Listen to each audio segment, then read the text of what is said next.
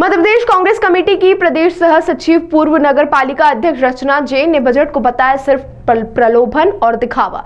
यही नहीं, उन्होंने कहा कि जिस तरीके से देश के वित्त मंत्री निर्मला सीतारमण के द्वारा जो बजट पेश किया गया है, बजट दिखावे और छलावे का बजट है। जो कांग्रेस की सोच थी उसे कॉपी पेस्ट कर यह बजट बनाकर पेश किया गया। बजट में किसानों के लिए कुछ नहीं है, ना ही गरीब और युवाओं के लिए और ना ही महिलाओं के लिए बजट में कोई प्रावधान है या बजट महिलाओं के घर का बजट बिगाड़ने जैसा है। पहली बात तो बजट के लिए खैर धन्यवाद भी देती हूँ और शुक्रिया भी अदा करती हूँ, लेकिन इसके साथ एक सही रूप में कहा जाए तो बजट, जैसा कि राहुल गांधी जी ने कहा है कि गोली का घाव लगने पर पट्टी लगाने जैसा है, वह सही है। सिर्फ दिखावे और छलावे का बजट है।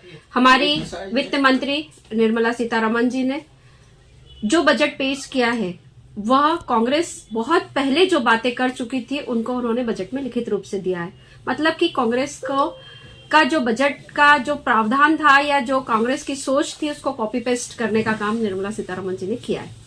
दूसरी बात, इस बजट में ना तो किसानों के लिए कुछ है, ना गरीब और युवाओं के लिए कुछ है, और जो महिलाएं घर का बजट चलाती हैं और घर का बजट बनाने और बिगाड़ने में मुझे लगता है कि शायद यह बजट जो है उनकी गृहस्थी को, उनके उस बजट को बिगाड़ने का ही काम कर रहा है। महिलाओं को भी इसमें कोई विशेष सुविधा नहीं है।